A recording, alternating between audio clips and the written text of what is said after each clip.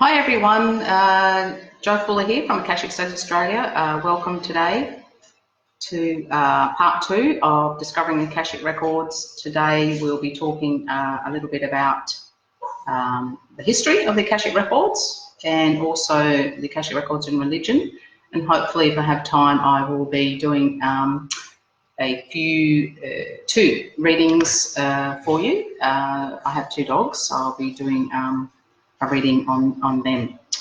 So I've got a few notes today because I've been doing a lot of research on the Akashic Records in particular to make sure that I've got a full understanding of the concepts, because it's quite a complex thing to talk about, and I wanted to make sure that I had my facts right as well, so then we can go forward with what we're learning. So again, it is just a bit of a recap. So from last week, I spoke about my story to do with the Akashic Records and how the Akashic Records helped me to heal some sexual abuse and domestic violence that I went through as a child. And I asked you also to have a think about your story. So I hope those people who are following me will make the effort to do that. Then I also spoke about what the Akashic Records are. So we spoke it to being a Sanskrit word, Akasha, meaning sky, space or ether. And it was a higher form of consciousness that records everything that's happened. So the cosmos, the Big Bang, history of wars, etc., etc. Also holds the record of your soul record. You would have probably accessed the records many times and not known that you had access to records. And you might have been dreaming and had some information sent to you. You might have been in the shower and got a download as such. You can even be walking along down the beach and you get some information that you haven't really been thinking about. And we say that's kind of accessing records without doing it consciously. Sometimes the records would have guided you, given you advice. You might have followed your intuition. And that's where also links in with the Akashic Records. It's a very powerful tool for self-empowerment. And really, I think it's about us being able to access the records to find out things about ourselves, our patterns of behaviour, why we choose the same person we choose to have relationships with. We can even use the records to work out, how to be a better partner, or even, be a better person within our family. So, okay, so as I said, I've got a few notes here because it is quite complex, what I would like to talk about today. So we're going to talk about, and hi everyone for joining in. Today it's really going to be about the Akashic Records and religion, which I find really, really interesting. Personally, myself, I was raised Anglican, I think it's called now, or Church of England, up until I was about 16, and decided that wasn't for me. So I actually converted to Catholicism. So from a religious point of view, I'm actually Catholic.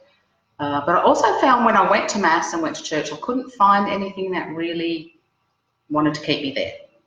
So I thought religion might do that, and it did for a little while, but then I kept searching. So I find it really quite interesting that now, after all those years, I'm actually teaching the Akashic Records and helping people to open their own records and show them how to do that safely and the best way to do it, etc., etc. But for me, the Akashic Records really, I find quite fascinating, doesn't seem to be connected to religion at all. And that's a great question, like why? Why isn't it?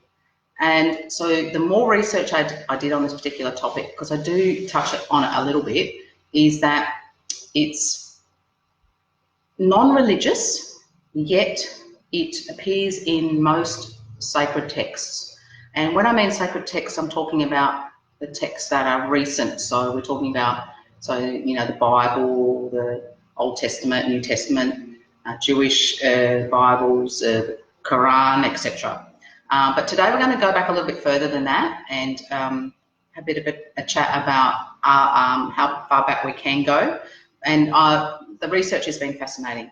So we say that the Akashic Records are infinite in nature. So there's a lot of talk now about the Akashic Records being a higher form of consciousness, a higher level of consciousness, maybe even something to do with quantum physics, integral theories, string theories, a whole bunch of stuff. In a couple of weeks, I'll be talking about the Akashic Records and science, and that just opens a whole nother area for us to explore. And the Akashic records are available to everybody. Now, they haven't always been available to everybody, and that, I'm not sure why. Maybe it's because just the way people were, 1800 years ago, 1,000 years ago, and there was only very exclusive groups of people who knew the records existed, like sages and priests and people that, kings and queens would go to and ask about the future. Should they have this war? Should they, would they win if they went to war? All those people that helped, these people. So it's, very, very interesting.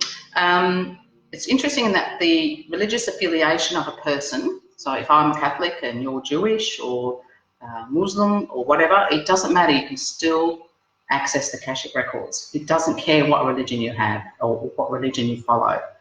And it doesn't seem to impact on it either.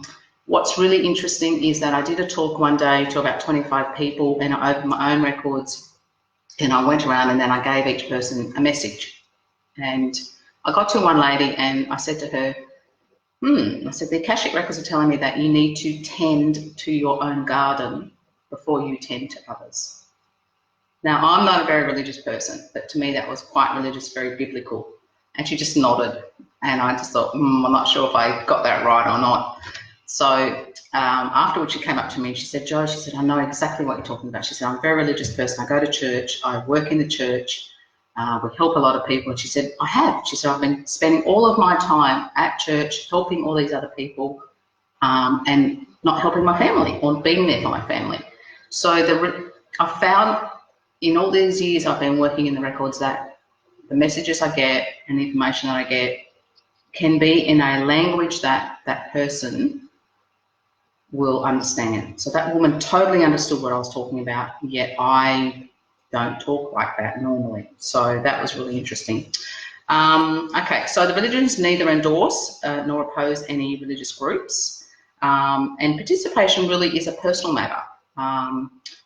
And yes, it's connected to our soul and the way we are perceived and the way we act out our lives, and that's all fine. There's no issues with that. But there doesn't seem to be, you have to be a Catholic to go to the records, or you have to be Jewish to get to the access to the records. There doesn't seem to be any of that, which I think is great. I love that because it's really that spiritual soul connection that we have with the universal source. Okay, so just having a quick look at these notes to make sure I've got everything covered. So the Akashic Records is non-religious, yet we find it mentioned in many sacred texts. So I'm going to have a chat about that now, and I'll give you some examples. There's quite a few references. Now, I want you to remember that the Akasha or the Akashic Records is a Sanskrit term. So that's a very, very old term, and it's Indian, which is where Sanskrit comes from. Yet the word record isn't. So at some stage in the history of the world, or if you want to talk about the history of the Akashic Records, the word Akasha or Akashic has been melded with the word record. And we will talk about that today. In the Judeo-Christian tradition, they often call it the Book of Life, which is the same thing as Akashic Records, and the Book of God's Remembrance. Now, in my research for the last week, I've actually found that it goes right back to even the Egyptians, where they called it the Hall of Two Truths. And in the Quran, they also talk about it being a preserved tablet that contains God's explicit decrees for his creations. And they also talk there in the Quran about these two angels, Kiram and Katibin. And these two angels record everything good or bad and every word or action by each person. So you're going to get a bit of a pattern here, which you might find quite interesting.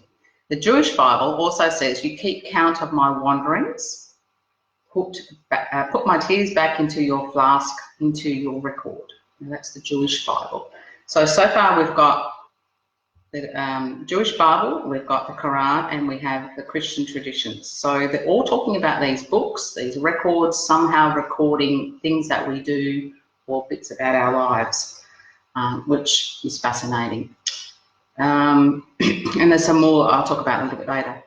So in 1883, a gentleman called the name of Alfred Percy Sinnett, he was the author of a book, Esoteric Buddhism, who further researched the Buddhist belief in a permanency of records in the Akasha, expressed the ability for humans to access and read them for themselves. So this is back in 1883. This gentleman, he's talking about Buddhism, he researched Buddhism, and he was saying that the Buddhists said that we could access it ourselves. That's really, really crucial time then, because here we are talking about doing it ourselves. And, you know, for many, many thousands of years, it's always been sages and priests and people who, oracles even, people who read the stars or read cards could access the records. So all of a sudden, back in the 1800s, it's becoming a little bit more available to everybody. So others have called it all that is, or a higher level of consciousness, as we spoke about. And also now it's getting to that science part of things. So we'll talk a lot more about that in the coming weeks.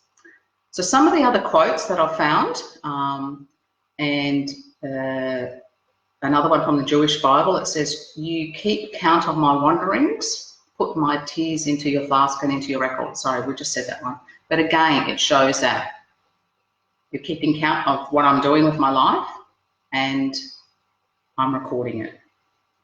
The Amplified Bible states, and I'm just reading this so I get it right, then said, "I, behold, I come in the volume of the book, it is written of me. I delight to do your will, O my God, yes, your law is within my heart." Again, talking about this book that exists. Now, what is this book? Is it the book of life, the book of God's remembrance? Is it just a tablet? Is it a way of just saying a book is something we're writing or we read?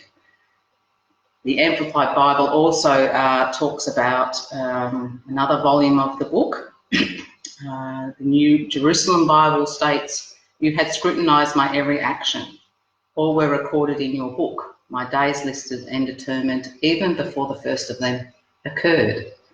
Now, that quote from the New Jerusalem Bible is incredibly interesting from my point of view. So it says, "You have scrutinized my every action." So who's that? God, maybe. "All were recorded in your book." So the book, my book, is book of me. "My days listed and determined." So it's almost like my life path has been determined and listed before I even came here. Okay, so the New Jerusalem Bible, another one, "The book in which man's actions, good and bad, are recorded, the book of life." So there's very specific, the book of life. So again, we're talking here and discussing this book. It's everywhere. It's in the Jewish Bible, it's in the Quran, they spoke about that, and it's in also the Christian book and the Buddhists. Another one from the New Jerusalem Bible, "I saw the dead, both great and small, standing in front of his throne, while the book of life was opened, and other books opened, which were the record of what they had done in their lives, by which the dead were judged." That's pretty clear to me. And look, I'm love to have your feedback. I just find this really quite interesting. Because then there's the question I guess we need to discuss is, and how long have the Akashic records been around? You know, is it just part of religion, or is it more than that? This is from a prayer book, The Days of Awe by Rabbi Jules Harlow. "May we and the entire house of Israel be remembered and recorded in the book of life, blessing, sustenance and peace." So again, in the Jewish religion. The Aquarian Gospel of Jesus Christ, "And Jesus opened up to the disciples the meaning of the hidden way and the holy bread and the light that cannot fail. He told them all about the book of life, the rolls of Raphael, the book of God's remembrance, where all thoughts and words of men are written down." So that was the Aquarian Gospel of Jesus the Christ. So they're just a few quotes that I've found, and I even went through the Bible myself and had a bit of a look. So it's in everything, all the current religious texts, Quran, the Jewish Bible and the Christian Bible, and also in Buddhism. So that's something to really have a think about. And we'll go and talk a little bit more about the history of the records and how that Akashic and the record possibly came together as one statement. And that was again in the late 19th century. Okay, so Upon delving deeper into this subject, I found a little bit out about the Buddhists that they believe that the Akasha or the astral world is where karma is determined and is depicted as sort of a book or a library of books. This is really interesting in itself, that we keep going back to the book or a library of books. And I mean, I don't know why we do that, but I guess a book is something that we read, and maybe about reading our past lives, our soul record, our journey. That makes it more easier for us to understand. I found some interesting information about St. Peter. In a book called The True Nature of Tarot, St. Peter is depicted as the Nine of Pentacles, which is referred to as a karmic card, in which St. Peter is standing at the gates of heaven with a book referred to as the Akashic Records. A list of everything that has been done in the past, the present, and will be done in the future. So again, we're referencing that book back to St. Peter and how he controls that, what's written in the book. Just looking at a few of these examples and comments here. Marina, I'll need to have a talk to you about what all that is. Oh, the Hindu Bible, yes, very interesting. Karen, I believe these records as they are recorded onto hymns. Palmistry, yes, that would be true too. Okay, so what else is here that I wanted to talk to you about? Oh, and so Peter, what is Peter's role? Peter usually sits at the front of the gates of heaven, doesn't he? And he has a book. So that's all, lots and lots of scriptures describe that. Paintings, drawings, sketches of St. Peter and heaven and what happens when we die. St. Peter's there, we've got a book, ticks us off, we come into heaven, or if we haven't been good, maybe doesn't tick us off, I don't know. That, though, is another kind of reference to what is this book. Is it the Bible? Is it God's words? Is it the Akashic Records? I don't know. This is just for us to think about. And also, the Islamic faith has and mentions a preserved tablet that contains God's explicit decrees for his creation. So it's kind of almost a little bit like Moses and the Ten Commandments, that the Quran has a preserved tablet of some kind, which I found really quite interesting as well to read about. Now, just to explain that there's, and I want to guess I'll make this clear, is that I really am a non-religious person, and I do accept that other people have the faith that they wish to have, and that is totally okay with me.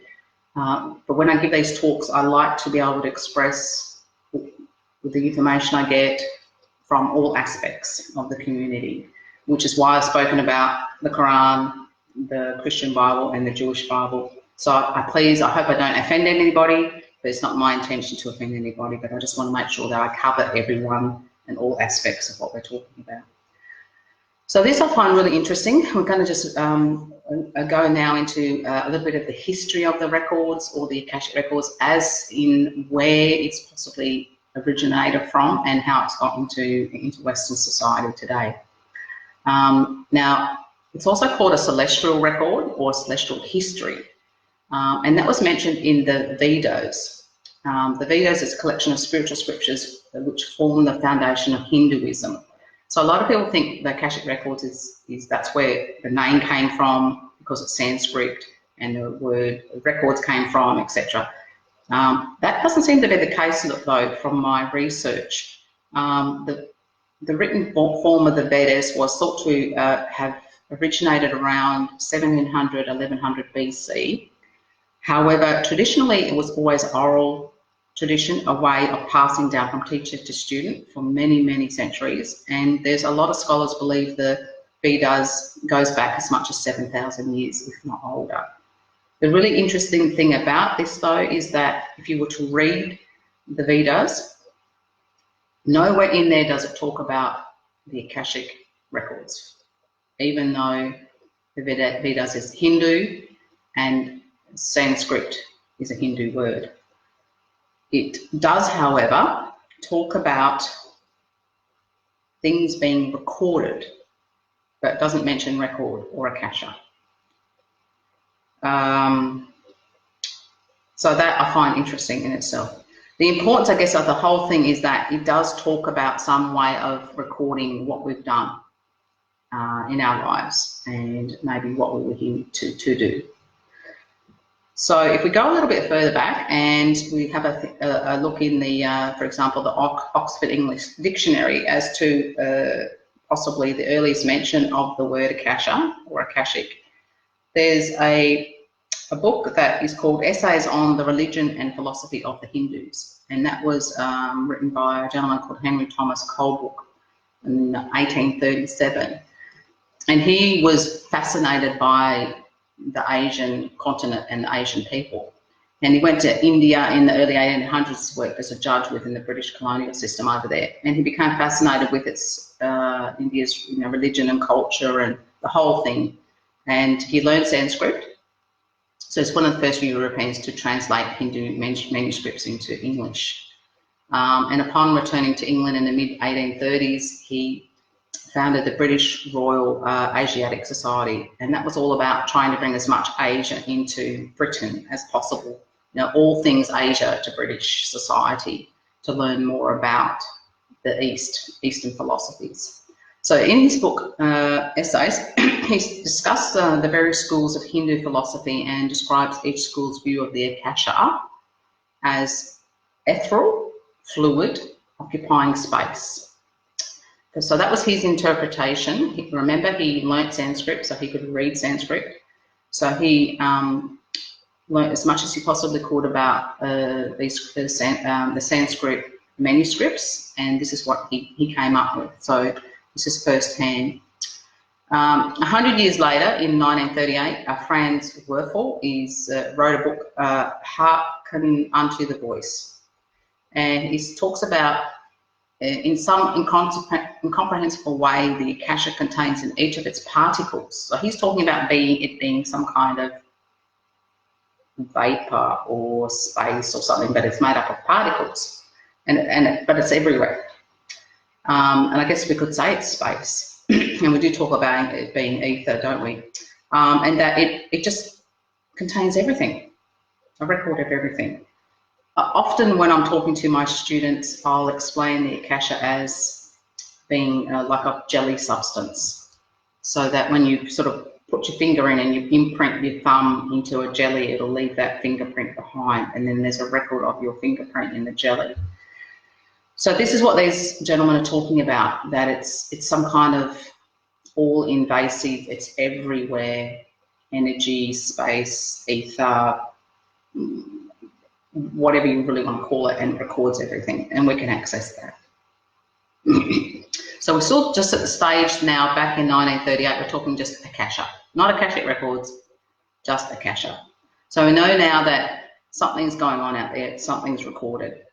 So the problem we have is that when the word or the statement Akashic records comes into being, it's not so clearly defined when that actually happened in the history. Akasha is very common because we said it was Sanskrit, and it's across a lot of Eastern religions. So that's a very, very common word. But how did it actually become associated with the word records? So that's a very complex, I guess, history to trace itself. And I found that basically I kept getting taken back to around the 19th century to a group of the Theosophical Society in Europe, in particular a gentleman called Rudolf Steiner, who supposedly coined the term Akashic records. So he was a philosopher and a professor of anthropology, and he claimed that he had access to a spiritual world, an ability that he believed everyone could develop. So here he's talking about the Akashic. It's some way that he can go.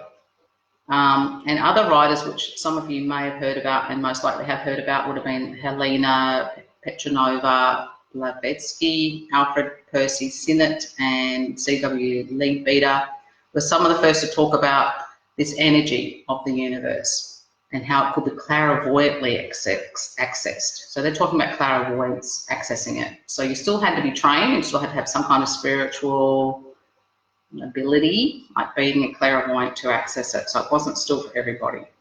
And one might think that these these writers and these philosophers they're probably new age people of the time.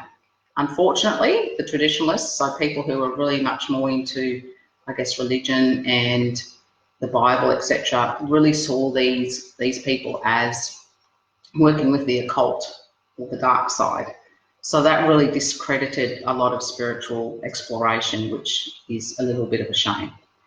So anyway, it started to happen. So back in the 1800s, they were talking about East meeting West. We're talking about the East, talking about Akasha. I'm talking the West about there's more to it than this, and we can access this realm. Is it occult? No, we know that now. We know it's a spiritual dimension of some kind, a higher level of consciousness that we can access, and it's not, you know, the dark side, so to speak. So it's shifting and changing the whole paradigm, and as we come up to, I guess, even this time in this day and age, we're still learning about what it is, what possibly it could be. And in the next few talks, we'll talk about science and the Akashic records, and then we talk about holograms, and we'll talk about how we can access the records using, from a science perspective, quantum physics, and that's really, really interesting in itself. All right, so what else did I want to talk to you about today?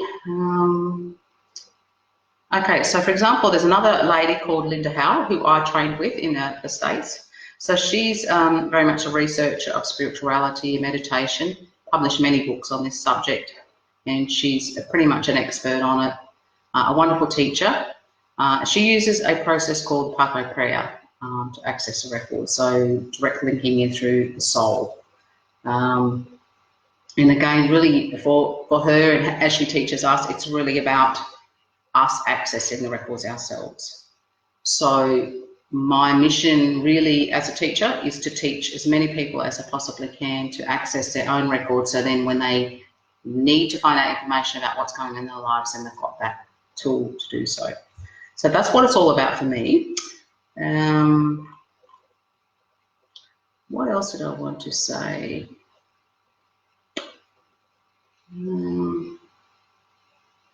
I guess the thing was just to reiterate, and then I'll do a reading on my two dogs, just so you can see sort of how that works, is that we have something that is so powerful and potentially powerful, something that has so much information recorded in it that we now can finally access it for ourselves, so that we can become more authentic, we can understand our own patterns, we can understand who we are, our true essence, why we're here, what's our purpose, all that stuff. And what I find totally fascinating is it's not religious, it's not part of religion, it's got nothing to do with religion. And that makes me just ponder, and like, it just makes me go, wow, that's really interesting. So have a think about that. Because you know, most of us and most of our lives have been, you know, indoctrinated, and there's been some form of underlying religion there. The other thing that's really very interesting is that it's only been recently that we've managed to bring the Akashic or Kasha and the records word together, meaning Akashic records that we can access.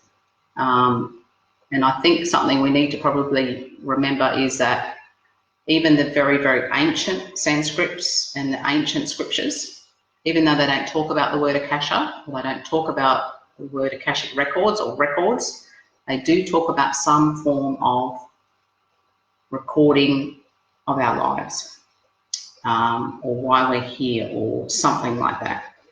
And then even as we spoke about the Vedas, you know, that's could be over 7,000 years old from an oral traditional point of view. So it's there, it's always been there, it'll always be there.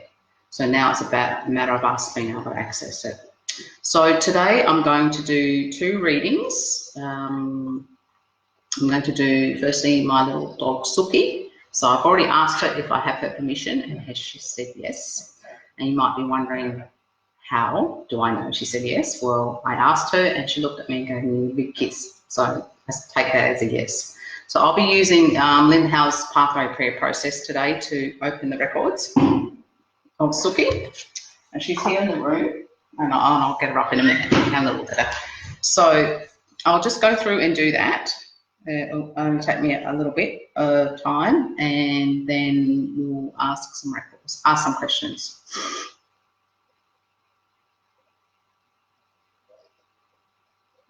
So what I might do is actually do the prayer with you, because I will actually be talking about other ways of accessing the records.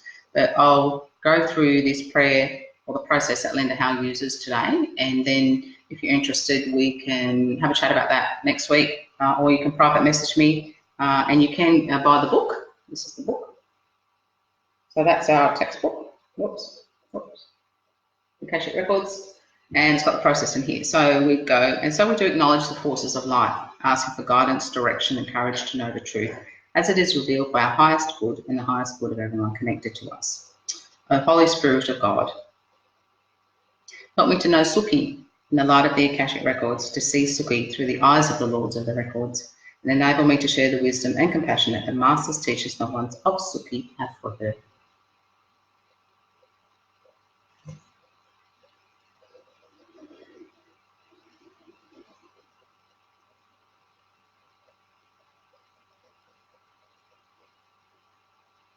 The records are now open for Sukhi.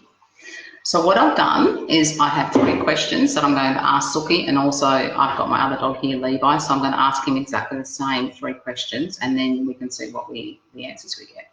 So the first question I have for Sukhi is, why did she choose to be with us?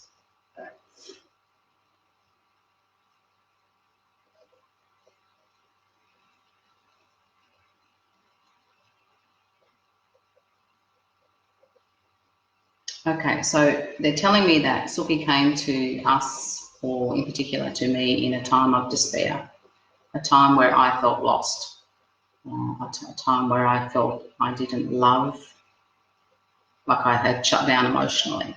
And that's quite true. And she was there to show me love again, what love was about. And that is just spot on, because I love that little dog so much. He's a little cutie.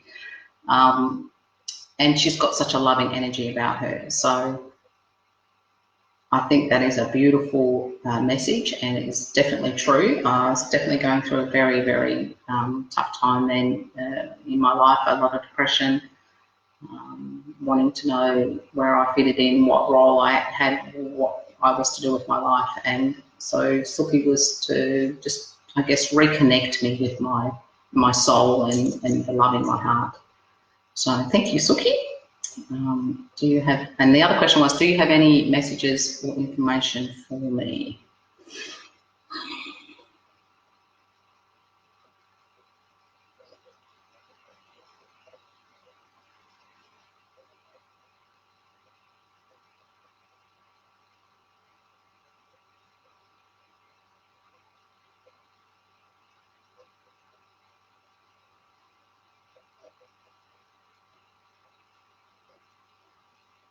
Okay, so a few things there. She said that, and this is interesting, she said, I really need to trust myself, like trust my intuition and trust what's happening for me and trust my path.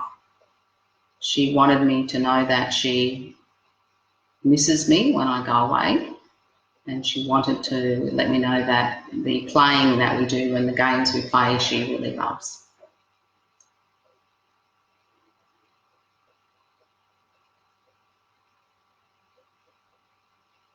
I'm just asking if there's anything else she wants to mention to me. So all I'm doing here is I just close my eyes and I'm focusing on that information. So the information I'll get from the records is pictures, feelings, messages, words. So then I interpret what they mean.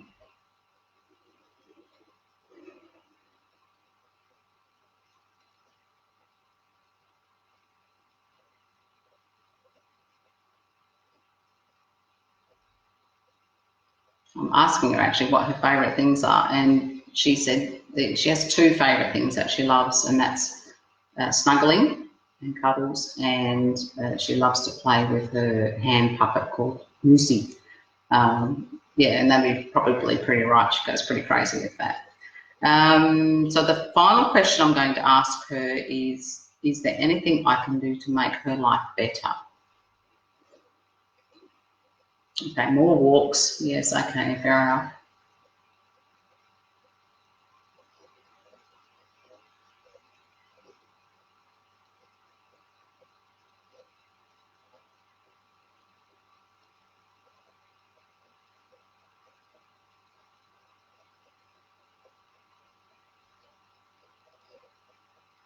Okay, so she has said to me that she feels that we sometimes forget that she's a grown-up dog because she's actually quite small, and we probably have a bit of a habit of treating her like a little baby, and she's not. So she's 2 years old now, so she's a fully mature dog, and she said, I would like to just be treated more like I'm a mature dog than a little baby. So whoops. So yeah, so that's something probably to take on board. She loves more walks. I mean, she loves going for a walk. Treat her more like a mature dog. And I'm asking her about food. You know, is her food okay? And she's like, she just would like a light, probably a little bit more variety. But she's happy with what she's getting. Okay, so they're the 3 questions, but I will ask if there's anything other in general that she would like to tell me if she wants to.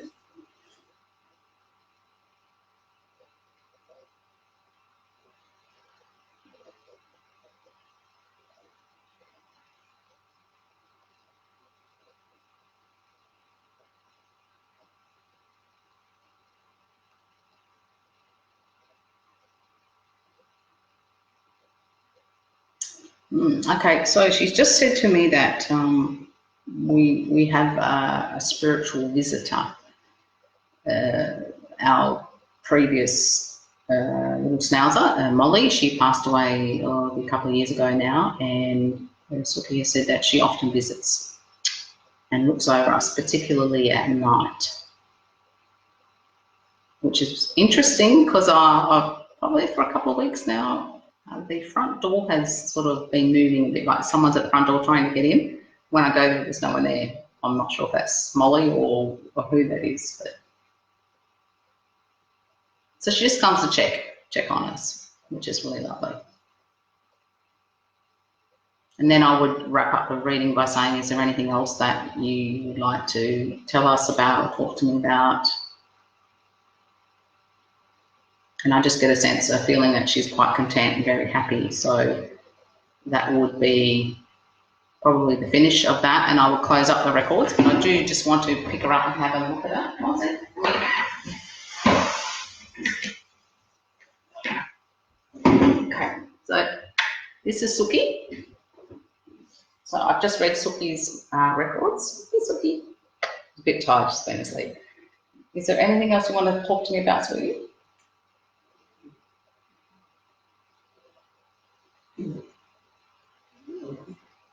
Other than, Mum, why did you wake me up? Come on, we'll pop you back. Here we are. So with readings, you do not have to have the person or the client or anyone here. You can do a few different ways of doing readings. So you can do a remote reading. Quite often I have clients who are very busy working. So they'll just ring up and say, Joe, can you do a reading quickly for me about such and such? And then I will do that reading, write it up in an email, and then send it to them. We do readings on Skype, Zoom, which is just face-to-face, which is fine. So when you've got an animal or a pet, you don't have to have the pet with you. You can do it remotely. Probably a picture would be good. And again, things like we can do readings on crystals and plants and items and objects and houses and buildings and a whole range of things, and it's lots of fun, and I'll have a chat about that as the weeks go by. So now I'm just going to close the records there of Suki. So again, using Linda's prayer process. I would like to thank the masters, teachers and loved ones for their love and compassion. I would like to thank the Lords of the Akashic Records for their point of view, and I would like to thank the Holy Spirit of life for all knowledge and healing. The records are now closed, amen. The records are now closed, amen. The records are now closed, amen. So that is, sorry about that, that's that process which I use a lot. So again, we'll go through that process so you can get a little bit of an idea about how it works. It's based on speaking and also reading, and it's a vibrational key to open the records that Linda has developed. So now we'll do Levi. And so we do acknowledge the forces of light, asking for guidance, direction, and courage to know the truth, as it is revealed for our highest good and the highest good of everyone connected to us. A Holy Spirit of God, help me to know Levi in the light of the Akashic records, to see Levi through the eyes of the Lords of the records, and enable me to share the wisdom and compassion that the Masters, teachers, and loved ones of Levi have for him.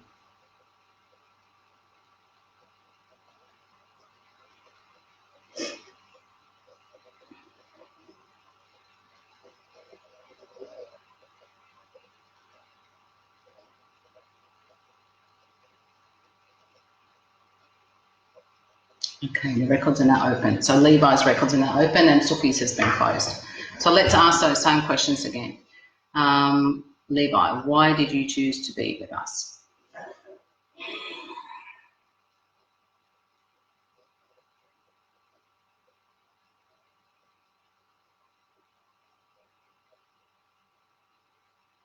Okay, so if you remember, Suki's was about love. So Levi's telling me that it was always planned, but it's a higher level of consciousness, a plan.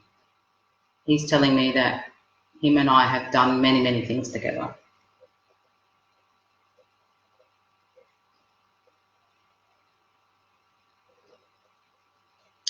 Okay, so he's talking about him being some kind of trigger for me, not an emotional trigger as such. It's more of a higher level remembering trigger. And I'm asking a little bit more about that. What do they mean by that?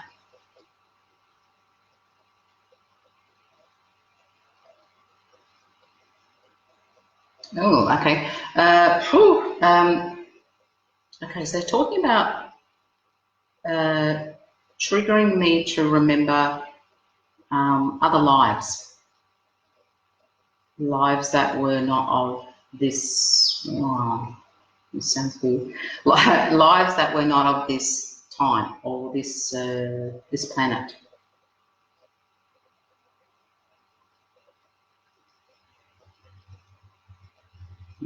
Okay, so the feeling, and this is where I guess this is a good example for you that are watching.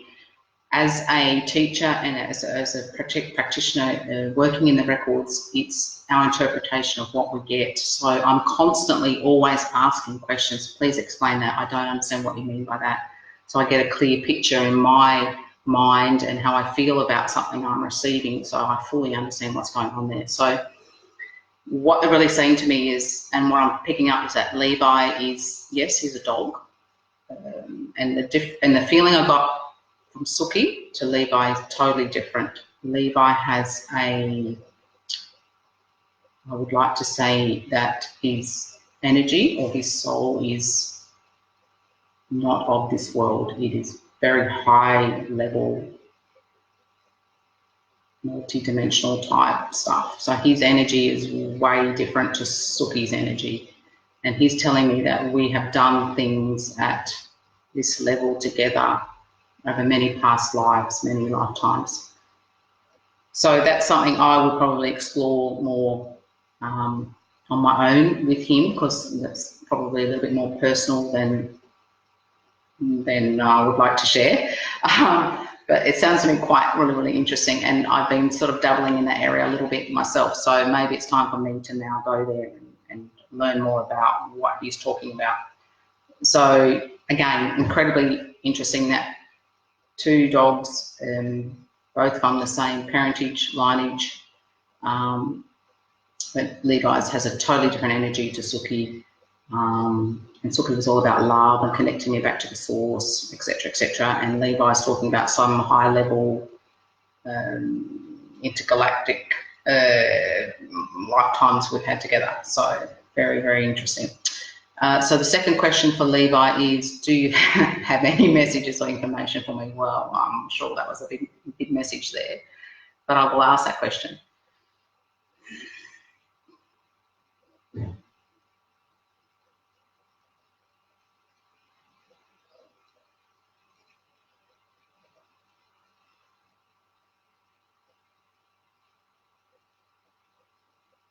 Okay, so very clear answer there. It was, you are more than what you believe you are. I am here to remind you. So probably need to have a bit of a think about that. And this is really interesting because here I am doing a reading on my 2 dogs, and most of the messages and information I'm getting is about me, not them. So okay, so anything there, anything else there, Levi, that you want to share with me?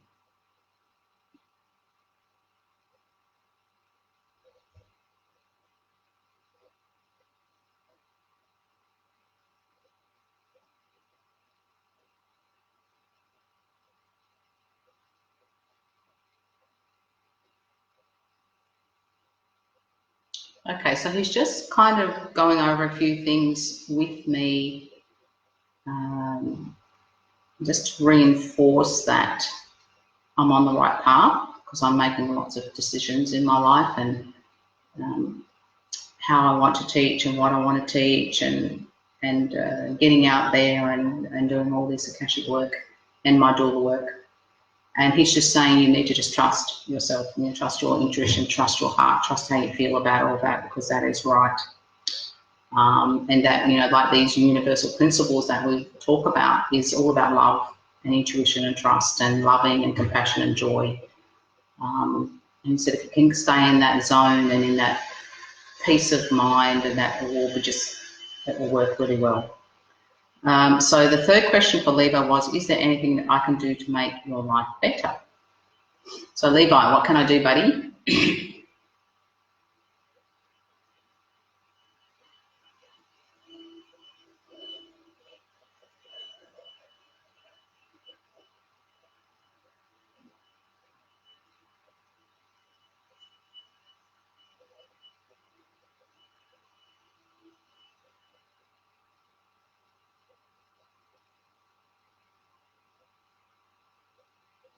Okay, a few things.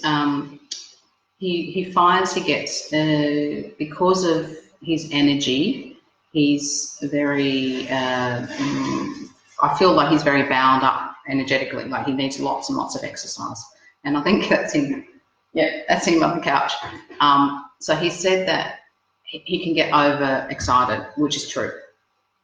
But it's an energy thing for him, like, because he's telling me he finds it difficult to be who he is and be in this body of a dog. So that makes total sense to me. So I need to find ways of stimulation for him, and to not just physical exercise, but more mental exercise too, because he's quite smart. And just trust, trust what I'm doing, trust our relationship with each other. And okay, so, and he's just said he wants to talk more. So he talk more in this dimension. So I can see that I need to spend a bit more time with him in the records, which is lovely. Okay, anything else that I need to know, or any other information?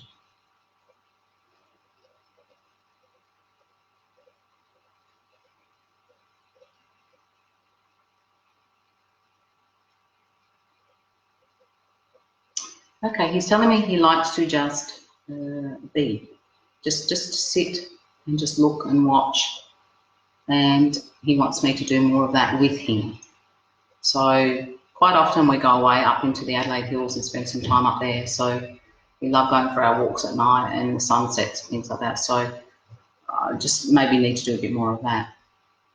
Anything else I need to know or pass on?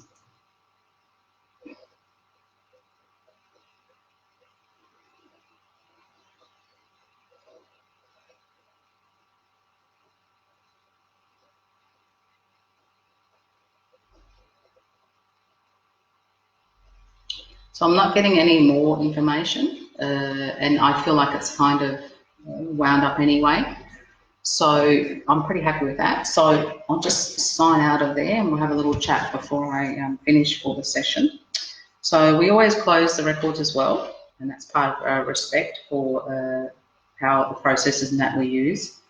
And I would doubt you would want to sit in the records for longer than a few hours anyway at a time.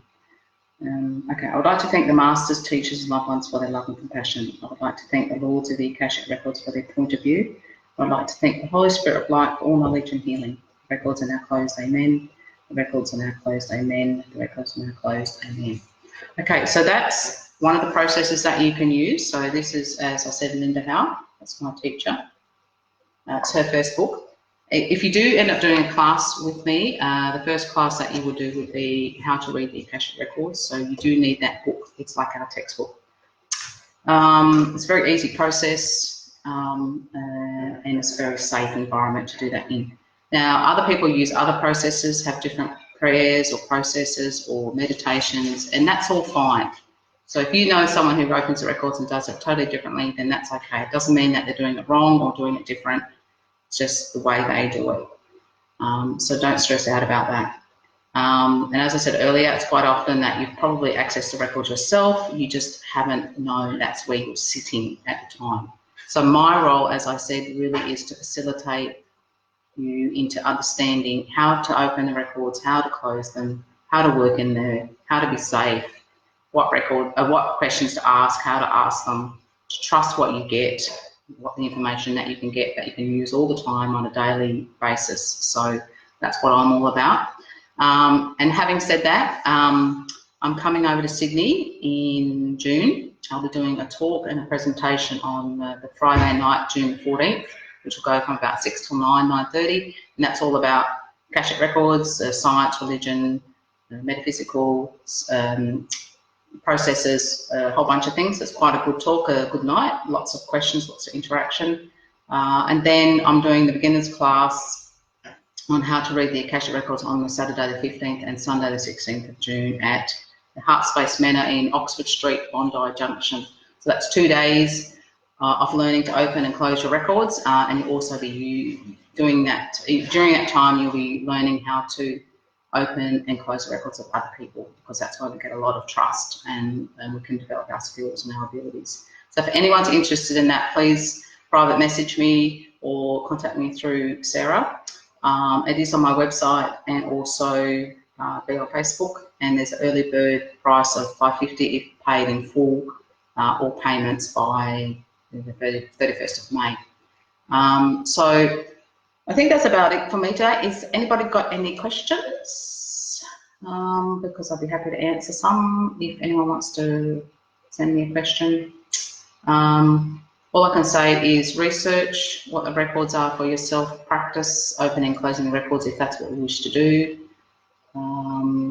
Yeah, it's new, it's becoming a little bit more out there, and people are becoming aware of what it is. And it's a lot of fun, and you can do a lot of different things with it. So yeah, just feel free to email me or send me a message if you're not sure of anything I've said today, or you want to know more. But I think that's about it for today. So next week, hopefully, everything will be on track, and we'll be delving into the science side of things and the Akashic Records, and I'll also be doing another reading.